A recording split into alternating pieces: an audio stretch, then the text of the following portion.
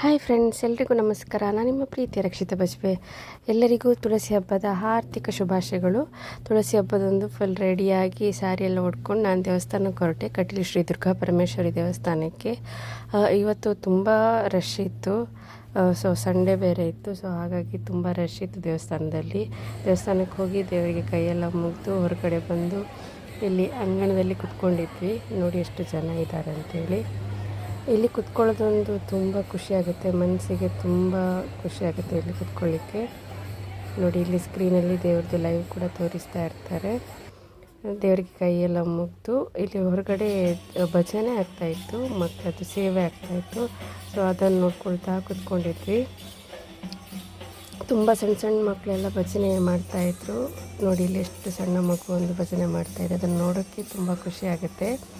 ಈಗಿನ ಜನ್ರೇಷನ್ ಮಕ್ಕಳು ಈ ಥರ ಭಜನೆ ಎಲ್ಲ ಮಾಡೋದು ನೋಡಿದರೆ ತುಂಬ ಖುಷಿಯಾಗುತ್ತೆ. ಭಜನೆ ಎಲ್ಲ ಸ್ವಲ್ಪ ಹೊತ್ತು ನೋಡಿಕೊಂಡು ಸ್ವಲ್ಪ ಹೊತ್ತು ಅಂಗಣದಲ್ಲಿ ಕುತ್ಕೊಂಡು ಮತ್ತು ಅಲ್ಲಿಂದ ರಿಟರ್ನ್ ಹೊರಟ್ವಿ ಮನೆಗೆ. ಇವತ್ತು ತುಳಸಿ ಹಬ್ಬ ಆಗಿದ್ದರಿಂದ ಮನೆಯಲ್ಲಿ ಸ್ವಲ್ಪ ಪ್ರಿಪ್ರೇಷನ್ ಎಲ್ಲ ಮಾಡಲಿಕ್ಕಿತ್ತು. ಸೊ ಅಲ್ಲಿಂದ ಹೊರಟ್ವಿ. ಹೊರಗಡೆ ಬಂದು ನೋಡಿ ಎಷ್ಟು ಬಿಸಿಲಿದೆ ಅಂತೇಳಿ. ತುಂಬ ಬಿಸಿಲಿತ್ತು ಇವತ್ತಂತೂ.